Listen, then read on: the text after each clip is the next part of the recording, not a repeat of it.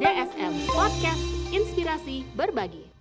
Assalamualaikum warahmatullahi wabarakatuh. Sobat zakat yang dimuliakan Allah, di kesempatan menjelang Ramadan ini, menjelang buka puasa ini, di acara spesial Ramadan, saya akan ajak Anda untuk bersama ngobrol santai dengan sosok pribadi yang luar biasa.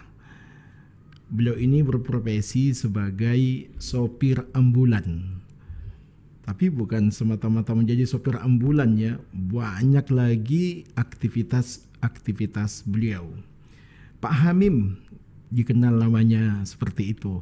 Dan kita semua kerap kali berjumpa dengan beliau di acara-acara sosial. Kebetulan beliau saat ini aktif di dompet sosial dengan banyak amanah. Salah satunya adalah menjadi sopir ambulan. Nah, oke, kita akan bincang bersama beliau. Assalamualaikum warahmatullahi wabarakatuh. Gimana Pak Hamim? Waalaikumsalam warahmatullahi wabarakatuh. Alhamdulillah khair. Sehat ya? Sehat. Masya Allah. Gimana Ramadan ini, apa yang berbeda? Alhamdulillah Ramadan kali ini lebih bermakna dibanding Ramadan sebelumnya yang saya rasakan. Apa itu? Dari sisi semangat untuk beribadah, Ustaz. Masya Jadi Allah. harus ada peningkatan antara Ramadan sebelumnya dengan Ramadan kali ini. Luar biasa. Oke Pak Hamim, profesi sebagai sopir ambulan ini cita-cita apa hanya sekedar menutupi ketika seseorang mungkin tidak ada yang banyak tertarik untuk ada di situ? Ya, sebenarnya awal mula saya menjadi driver ambulan itu bukan karena profesi, akan tetapi lebih karena dibutuhkan waktu itu. Jadi beberapa tahun yang lalu saat ada mustahik ya, dari mustahiknya DSM perlu diantar ke Semarang waktu itu. Wow. Dan itu korban karena kebakaran dan sudah 15 hari Ya Allah. di Sanglah, tapi karena keluarganya nggak ada biaya untuk mengeluarkan, kemudian datang ke kantor dan setelah di DSM kemudian diputuskan untuk membantu mustahik. Oke. Nah, ya. Jadi ini panggilan hati nurani ya, karena kemanusiaan. Oke. Pak Hamim, dalam Al-Quran memang begitu banyak ya, ujian iman kita itu adalah sebatas mana kita peduli kepada sesama. Siap. Dan begitu juga Rasulullah katakan khairun nas anfa'uhum linnas. Ya. Bahwa kebaikan kita bukan semata-mata dekat dengan Allah, tapi bagaimana kita bermanfaat dengan sesama. Ya. Sejak kapan profesi sopir ambulan ini dimulai? Kalau tepatnya saya justru lupa ya. Jadi mungkin lebih dari 10 tahun yang lalu. Oh, Masya Allah. Masya Allah. Ya. Jadi kalau 10 tahun itu apa pengalaman-pengalaman yang dialami, suka duka dalam mengantar jenazah? Sebab ini kan banyak profesi ini dianggap mengerikan ya, bahkan menyeramkan. Kenapa? Coba bayangkan, dalam perjalanan yang begitu panjang kita berdua dengan jenazah dalam waktu yang lama, bahkan berjam-jam. Kalau dari Denpasar menuju Lombok, menuju Bima, menuju Semarang, bahkan katanya Pak Hamim sampai Labas Jawa ya, sampai Lampung. Insya Allah. Ya, nah apa ini suka dukanya Pak Hamim sebagai sopir ambulan? Kalau suka duka tentu banyak ya, karena rentang waktu yang cukup lama. Iya. Salah satunya ini yang awal mula saya waktu itu nganter ke Sumbawa misalnya, dengan jalan yang lumayan ya logika kita mungkin nggak bisa dilalui karena waktu itu berlumpur. Ya Allah. Ya, jadi berlumpur dan kemudian saya sempat nyerah. Artinya kalau nyerah itu ya sudah sampai saya di sini. Iya. Tapi jenazah ini kan harus diantar sampai ke lokasinya. Iya. Kalau kemudian saya harus balik, siapa yang kemudian menghandle jenazah itu? Akhirnya dengan dibantu didorong karena jalan itu lumpur. Iya. Ya perlu cukup lama waktunya. Oke, Pak Hamim, berat banget ya kalau kita baca dan kita lihat pengalaman para sopir ambulan itu, kira-kira dalam pikiran kita sebagai, ya kita biasa ini profesi, ya wow, ini tidak semua orang bisa gitu. Nah, apa motivasi yang membuat Pak Hamim awal kali dimintai bantuan, tapi kok selamanya kok siap selalu untuk menjadi sopir ambulan? Apa motivasi utamanya itu? Motivasi pertama memang sesuai dengan yang dari lembaga, kan kita ingin bermanfaat, ya. Lebih bermanfaat bagi sesama.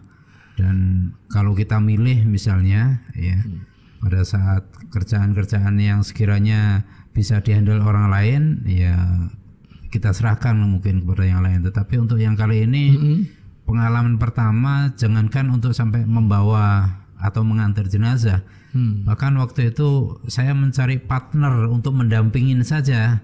Begitu sulitnya. Waktu itu belum dapat. Akhirnya ada satu orang teman yang almarhum ya, jadi mau dampingin dan kemudian yang penting bisa teman ngobrol aja. Ya, bukan mendampingin untuk gantiin, tetapi lebih kepada teman ngobrol, itu aja. Oke, sobat zakat semuanya, kebayang nggak di tengah perjalanan di gelapnya malam Anda berdua dengan jenazah yang Anda tidak tahu latar belakang jenazah itu? Ya pastilah ada ngeri-ngeri sedap gitu ya, gimana apalagi hujan. Wow ya, pokoknya banyaklah hal yang kita senantiasa khawatirkan. Nah Pak Hamim, kendala apa yang paling berat yang pernah dialami Pak Hamim? Misalkan ini kendalanya faktor cuaca, faktor kalau tadi berlumpur, tapi kalau kendalanya dari aturan-aturan yang ada, pernah kesulitan membawa jenazah karena faktor jenazahnya tidak diterima, atau mungkin dalam perjalanan ada aturan-aturan lalu lintas yang kemudian Pak Hamim terhambat dengan itu. Kalau secara umum aturan lalu lintas memang memberikan prioritas ya kepada ambulan ya. Iya. Walaupun ada beberapa saudara-saudara kita yang kadang-kadang berlebihan ya. Tapi kalau untuk saya pribadi lebih kepada biasanya membawa jenazah yang itu sudah beberapa hari meninggal. Dan itu baunya luar biasa, dan itu tidak cukup punya disemprot parfum atau kemudian diformalin, nggak mempan, bau tetap keluar. Dan itu kita nggak bisa nutup kaca, harus keluar karena baunya luar biasa itu. Iya. Aduh, nggak kebayang sobat, nggak kebayang nih sobat zakat ya. Pak Hamim, selama menjadi sopir ambulan ini, ya mohon maaf ini ya, ini kan jenengan kerja di lembaga sosial. Iya. Anak istri kan pasti khawatir ya. Bukan semata-mata menanyakan Anda dapat berapa, tetapi keselamatannya, faktor tertular oleh jenazah yang Anda bawa itu. Apa yang bisa Pak Hamim sampaikan, jelaskan kepada istri, kepada anak, bahwa profesi ini adalah profesi mulia, sehingga istri dan anak begitu tenangnya di saat Pak Hamim membawa jenazah itu? Lebih saya sampaikan kepada istri dan anak-anak bahwa ini semata-mata karena memang tugas ya, dan kemudian resiko di jalan itu selalu ada, pasti ada. Jadi tidak jarang tatkala kita sudah pulang atau bahkan waktu itu sempat nganter di jalan ada kendala. Nah saat itu mau tidak mau kita harus perbaiki dulu itu kendaraan.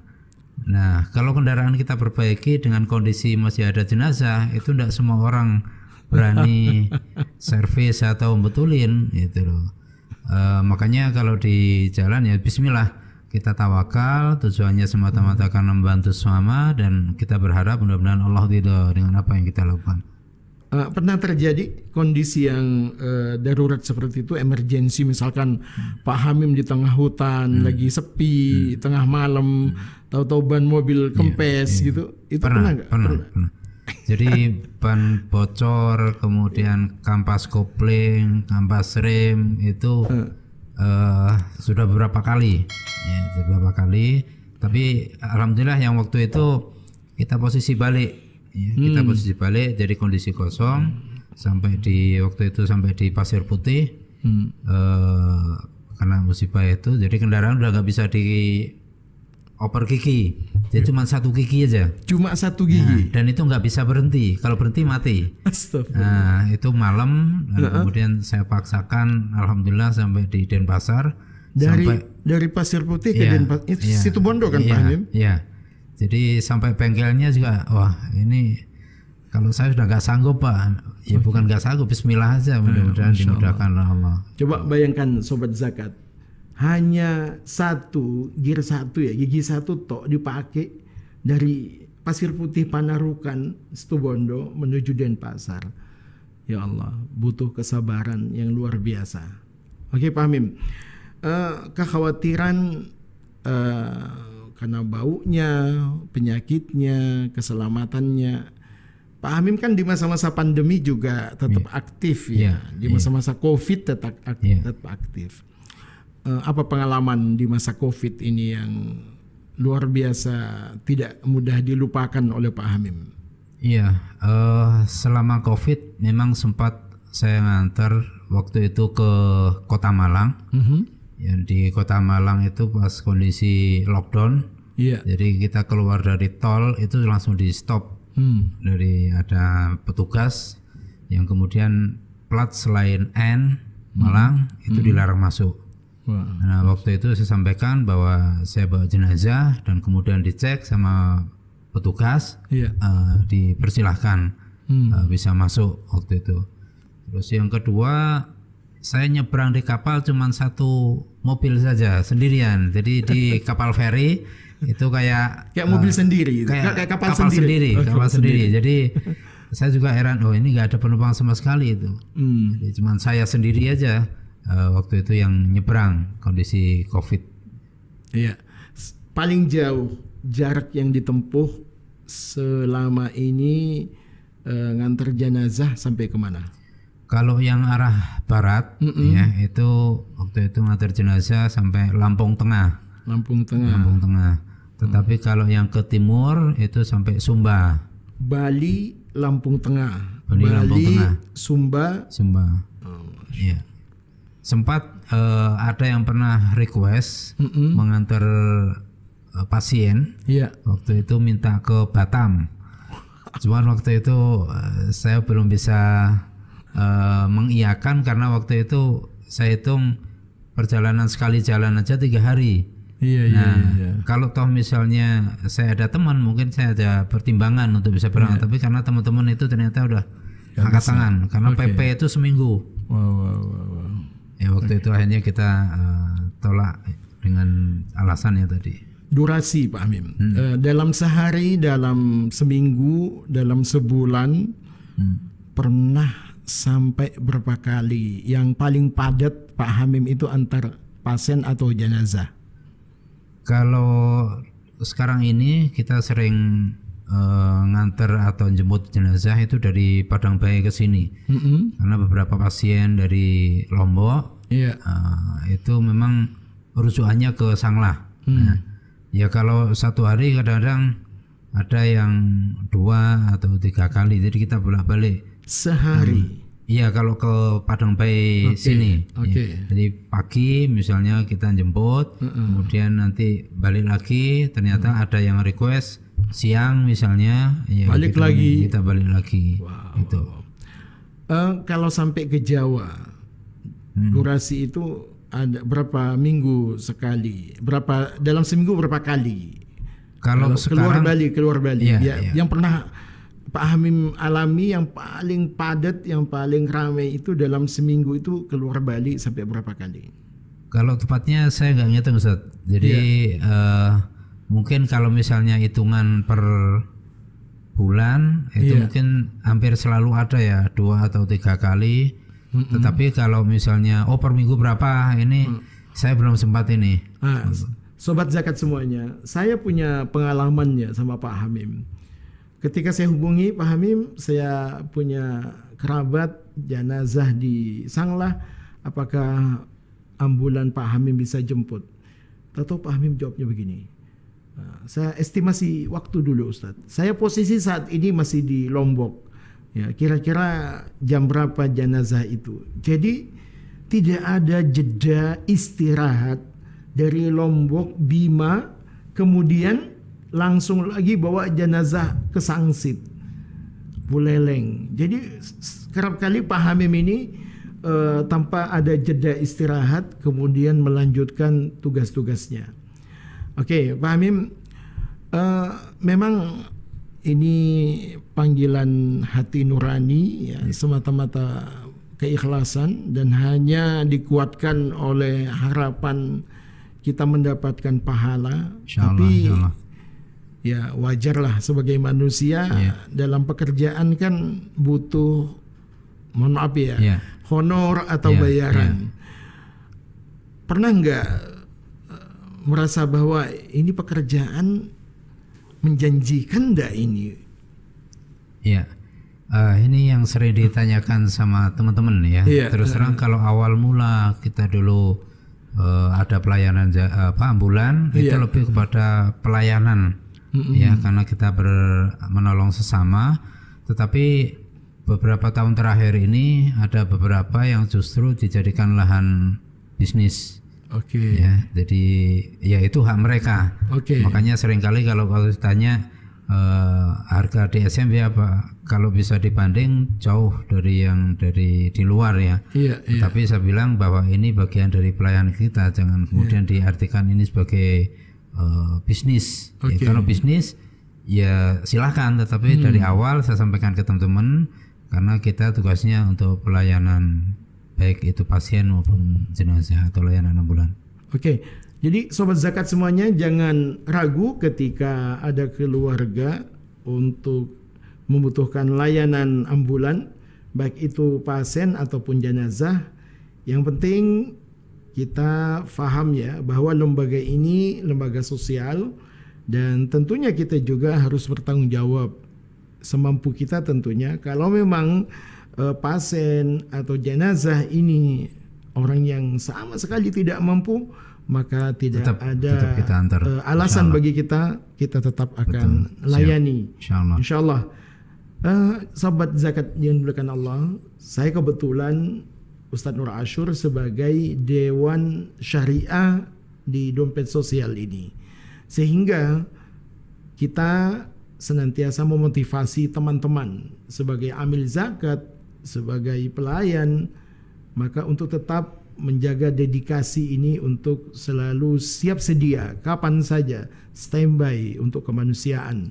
Dan gini Pak Hamim, ini kan ambulan kadang-kadang dipahami hanya untuk muslim ya, karena kita lembaga sosial yang muslim. Di kerja-kerja yang sudah dilakukan oleh Pak Hamim mengantar jenazah pasien, apakah ada juga pasien yang mohon maaf yang tidak seakidah, non muslim yang kita layani? Tetap, jadi kita melayani semua golongan ya. Saya pernah tadi sampaikan mengantar ke Sumba itu Nasrani. Kemudian kalau yang Hindu kita beberapa kali ngantar ke Karangasem, kemudian bahkan pada saat mau di Aben itu juga tetap kita layanin. Jadi untuk semua golongan kita siap, selama kita memang lagi off ya, lagi standby. Tapi pas kalau kita lagi di luar ya mohon maaf kita belum bisa handle. Begitulah Islam, sobat zakat yang dimuliakan Allah. Potensi kita tidak semata untuk kita. Wa ma arsalnaka illa rahmatan lil alamin. Bahwa Islam ini hadir sebagai rahmat untuk semesta alam. Karenanya lembaga kami Dompet Sosial Madani senantiasa melayani di ambulan ini baik mereka yang muslim maupun non muslim. Nah, Pak Hamim yang dimuliakan dalam kerja-kerja kita ini sebagai sopir ambulan, Pak Hamim ya, apa yang menjadi keluh kesah Pak Hamim ya. Misalkan terkait dengan fasilitas ya. Ini kan namanya ambulan, tidak boleh ada masalah gitu ya. Sementara kita di DSM ya kita hanya mampu menyediakan armada yang yang saat ini dimiliki oleh DSM. Ya sebenarnya armada ambulan DSM sekarang ini sudah waktunya untuk regenerasi ya. Regenerasi karena memang jam terbangnya sudah luar biasa. Ini kemarin bukan cuma jam terbangnya tapi sudah banyak kendala kan? Iya sudah. Tadi sampai gigi 1 dari situ Bondo ke udah berapa kali ganti itu. Jadi sebenarnya kita sedang melakukan funding untuk armada yang baru dengan harapan dengan armada yang baru itu tentu pelayanannya lebih bagus ya, dengan fasilitas yang lebih bagus juga ya. Karena dengan kondisi sekarang makanya saya agak berpikir kalau kemudian yang handle orang, saya khawatir nanti di jalan ada masalah dan dia nggak tahu selanya, belum klik dengan armadanya. Belum. Saya khawatir itu. Oke. Sobat zakat yang dimuliakan Allah, ini peluang, ini kesempatan. Ya. Anda punya mobil, tapi belum tentu mobil Anda yang bisa mengantar Anda. Meskipun Anda punya mobil mewah, punya Alphard, ya, punya Mercy, nggak mungkin mobil itu bisa ngantar Anda. Pasti ambulan yang akan ngantar Anda. Kalau kita punya 3 mobil, ya 1 untuk mengantar jenazah kita cocok. Ya, jika kita sumbangkan, kita uangkan, atau mungkin kita sumbangkan.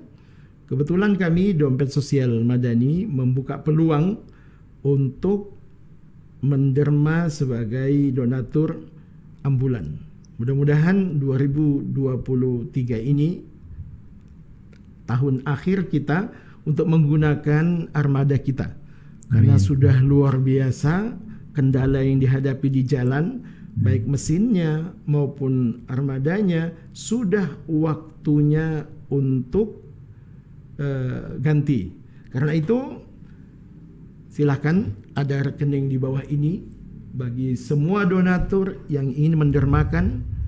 Mudah-mudahan ini menjadi amal jariah kita. Bayangkan setiap kali ban mobil itu berputar, maka setiap itu pahala mengalir kepada kita, dan itu sampai selamanya, nggak ada waktunya, nggak ada sampai selama itu dipergunakan karena menjadi amal jariah kita. Boleh kita peruntukkan untuk orang tua kita yang telah tiada, atau keluarga kita yang kita cintai yang telah tiada, memberikan amal jariah dalam bentuk ambulan yang terus ambulan siaga ya. Nah, sahabat semuanya, sobat zakat yang dimuliakan Allah, semangat ini juga kami ikuti bukan semata-mata di daratan ya. Alhamdulillah DSM bekerja sama dengan ambulan laut yang kami miliki di kepulauan. DSM mengantar ke Sangsit dan ambulan laut kami dari Sangsit menuju ke kepulauan. Jarak tempuh 10 jam. Alhamdulillah lewat armada laut ya. Speedboat saat ini bisa ditempuh 2 jam, paling lama 2,5 jam. Masya Allah, 2,5 jam. Jadi ini peluang bagi masyarakat kepulauan juga untuk bisa mendermakan, berdonasi untuk ambulan ini, supaya insya Allah mudah-mudahan Pak Hamim, saya tuh cemburu Pak Hamim lihat ambulan di Turki itu ya, itu kok ada segitiga itu di belakang mobilnya, ternyata Mercy Pak Hamim. Jadi itu ambulan-ambulan di Turki itu Mercy, kebayang ya. Ternyata pagi tadi saya pulang dari Masjid Muhammad, saya temukan di Bali ada Alphard. Satu tadi Mercy, tapi platnya plat D. Dari luar. Jadi itu ngantar jenazah dari Bandung ke Bali, tapi wow, Mercy, Masya Allah. Kalau, DSM.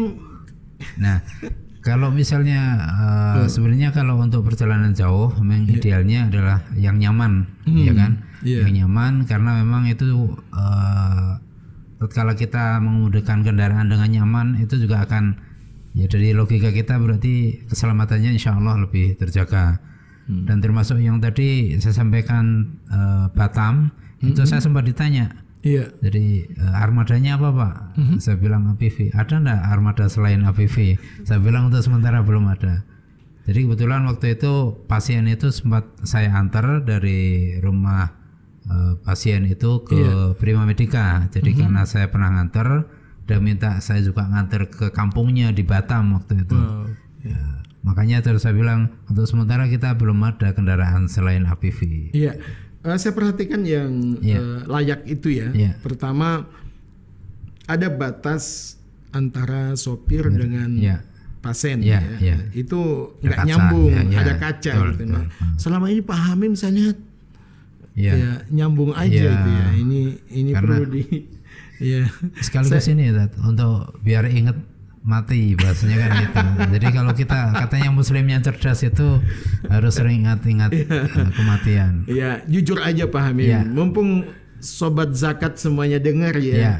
Insyaallah Ramadan tahun ini di hari-hari yang masih 20 hari ke depan ada malam-malam Lailatul Qadar di mana semua pahala dilipat gandakan, kesempatan emas bagi sobat zakat semuanya.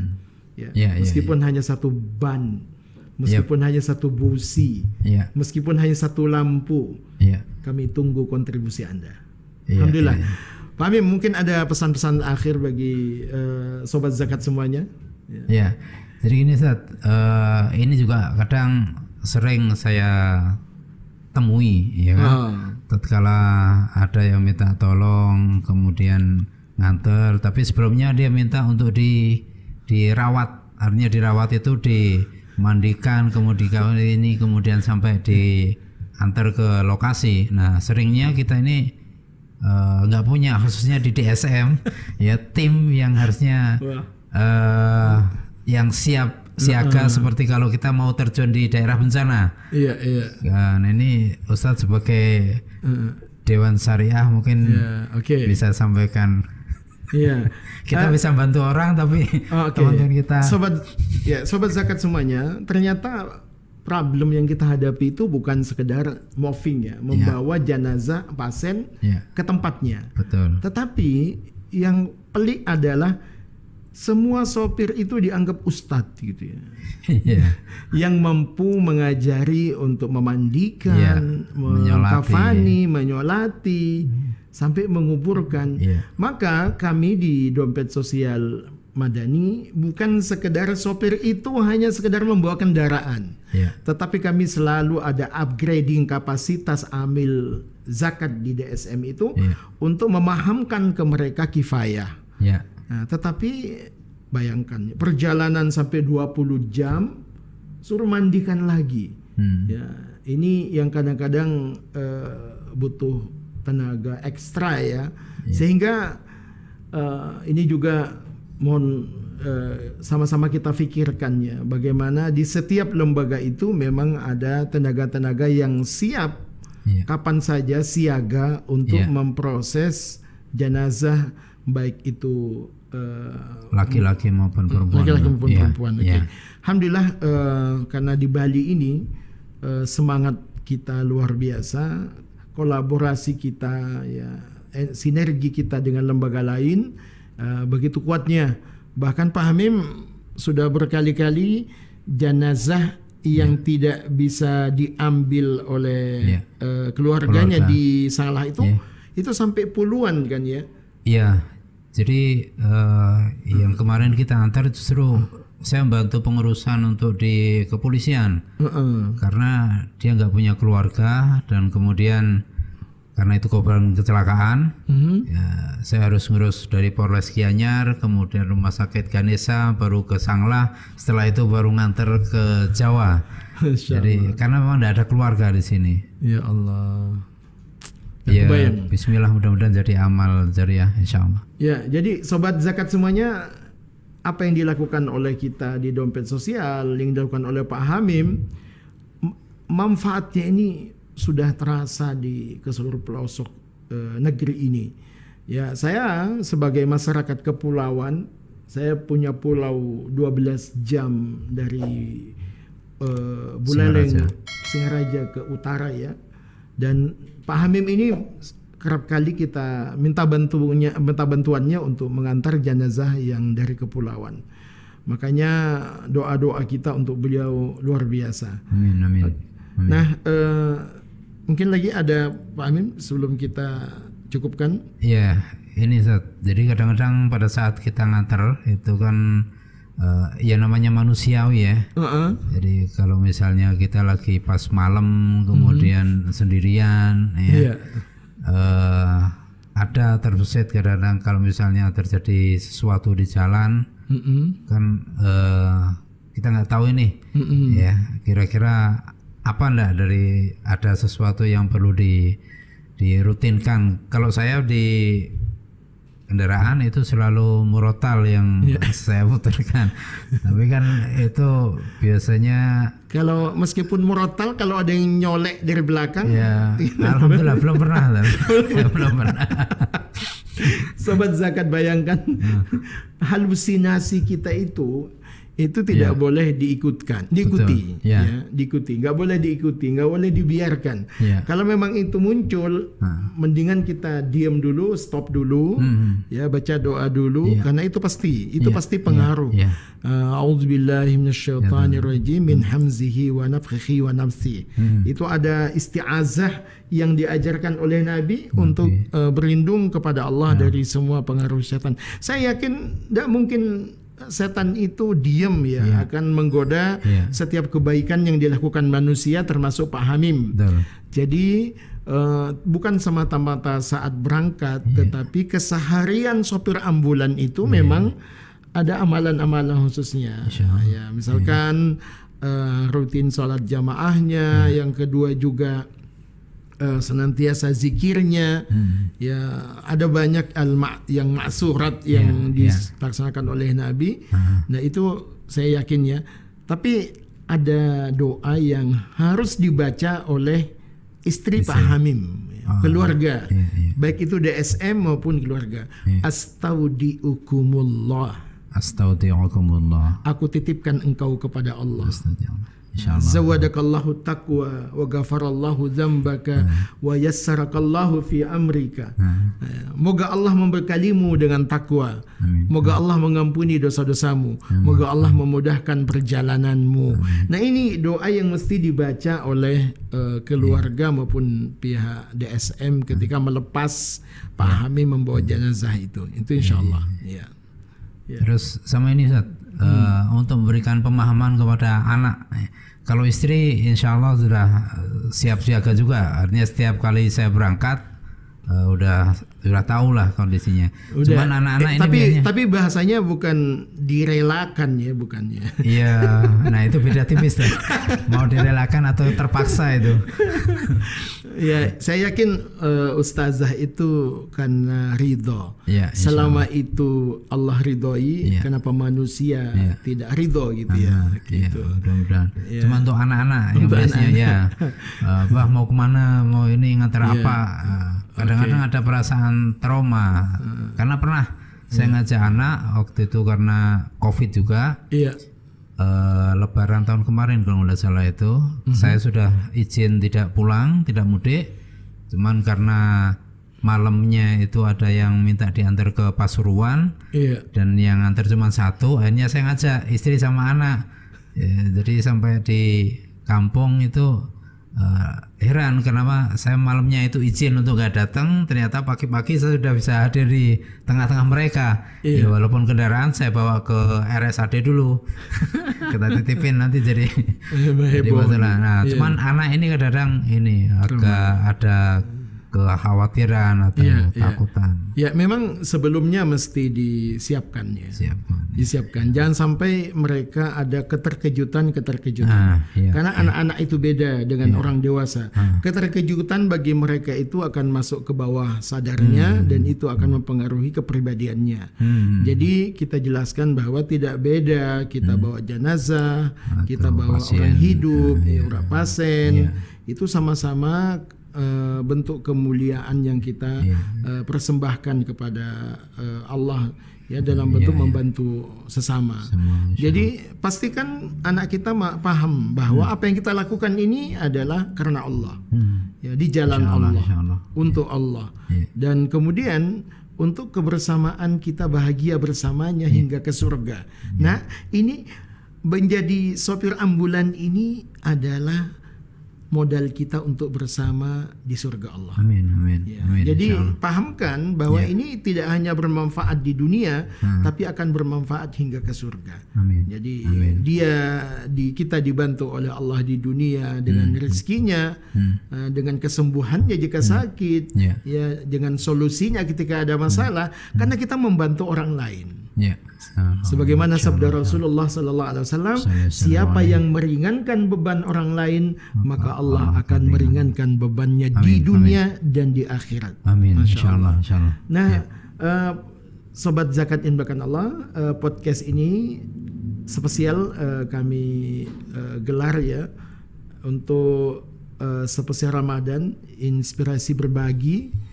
Dan tadi begitu banyak peluang-peluang surga yang ada di hadapan kita, dan 20 hari lagi Ramadan kita akan lalui. Tiada hari tanpa sedekah, tiada hari tanpa infak. Ini menjadi komitmen kita bersama. Semoga Ramadan kali ini adalah Ramadan yang memastikan menjadi andalan amal kita untuk mendapatkan ridho dan surga Allah. Masya Allah. Mudah-mudahan bukan cuma armadanya baru Pak Hamim, tapi sopir ambulannya juga tambah awet muda gitu ya. Amin. Jadi ini kuncinya ada pada Pak Wandi ya, yang obat awet mudanya. Mohon doanya sobat zakat semuanya. Ini Pak Hamim belum tahu ya.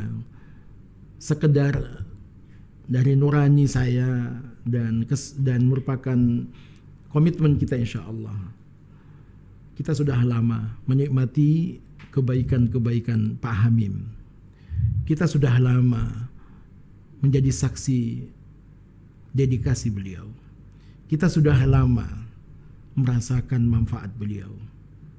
Tapi saatnya kita membahagiakan beliau. Mohon doanya dan mohon kontribusinya, dukungannya. Insya Allah di bulan Mei nanti kami punya tekad, punya niat untuk mengumrahkan Pak Hamim. Insyaallah ya. Subhanallah. Jadi saya yakin terlalu banyak sobat zakat yang punya kemampuan.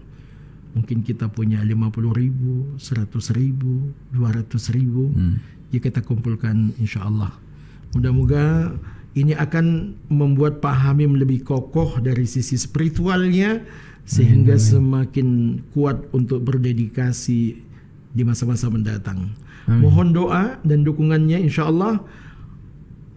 Gerakan sedekah umroh Bali kembali akan kita berangkatkan beberapa ustadz, sopir ambulan, guru ngaji, marbot, imam. Target kita di akhir tahun ini, mulai dari Mei dan pemberangkatan Oktober, ada 10 pejuang-pejuang kemanusiaan yang akan kita berangkatkan. Mohon dukungannya. Kami dari Dompet Sosial Madani menyampaikan jazakumullah kepada semua sobat zakat yang selama ini luar biasa membersamai kami. Atas nama pribadi dan atas nama Dewan Syariah, saya sampaikan jazakumullahu khairan katsira. Semoga Allah senantiasa membalas kebaikan sobat zakat dan para donatur selama ini. Hadanallahu wa iyyakum ajma'in. Aqulu qawli hadza astaghfirullah li wa lakum. Assalamu alaikum warahmatullahi wabarakatuh. Waalaikumsalam warahmatullahi wabarakatuh. DSM Podcast Inspirasi Berbagi.